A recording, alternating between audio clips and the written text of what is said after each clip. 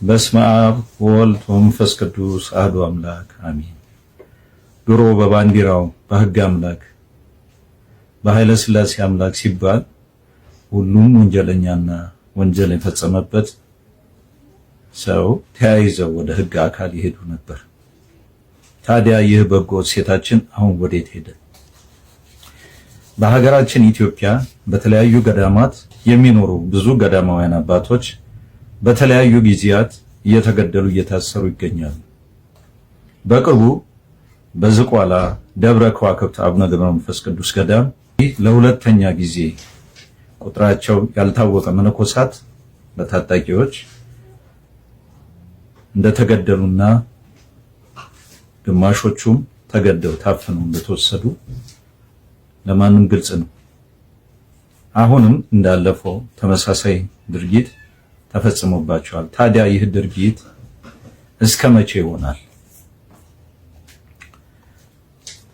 በአሁን ሰዓት የኢትዮጵያ ኦርቶዶክስ ተዋሕዶ ቤተክርስቲያን ሰሚ አጥታለች።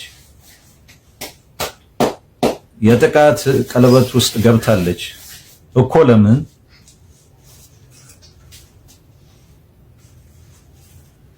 አሁን ሀገሪቱን በማስተዳደር ላይ ያለው መንግስት ይህንን ድርጊት እያየና እየሰማ ዝምታው ለምን ይሆን? በውስጥም በውጭም ያላችሁ የእምነቱ ተከታዮች የዓለም ኦርቶዶክስ እህት አብያተ ክርስቲያናት መፍትሄ የታጣለትን ይህንን ድርጊት ልትቃወሙትና ልታወግዙት ይገባል። በእምነቲቱ ስር ያላችሁ ምዕመናን በሙሉ ይህን ድርጊት ልትቃወሙትና ልትኮንኑት ይገባል።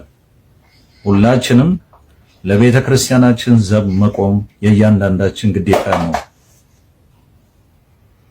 ይህን ባናደርግ ግን እንደ ሰደድ እሳት እየተዛመተ ያለውን እኩይ ተግባር ማስቆም አይቻልም። ይህንን ድርጊት የሚያቆም ዋስትናችን የሆነው ከሁሉም በላይ የሆነው ፈጣሪ ብቻ መፍትሄ የሚሰጥ ቢሆንም በእምነቲቱ ያለነው ሰዎች ቤተክርስቲያናችንን ልንጠብቅ ይገባል።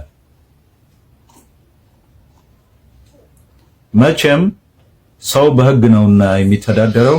አገሪቱን እያስተዳደረ ያለው መንግስትም በዝምታ መዋጡን ትቶ ቀደምት ለሆነችው ቤተክርስቲያን በማያዳግም ሁኔታ ደህንነቷን ሊጠብቅ ይገባል። በረከታቸው ይደርብን። የኔነት ስሜት ያላችሁ በሙሉ መልእክቱን ለሁሉም አዳርሱ።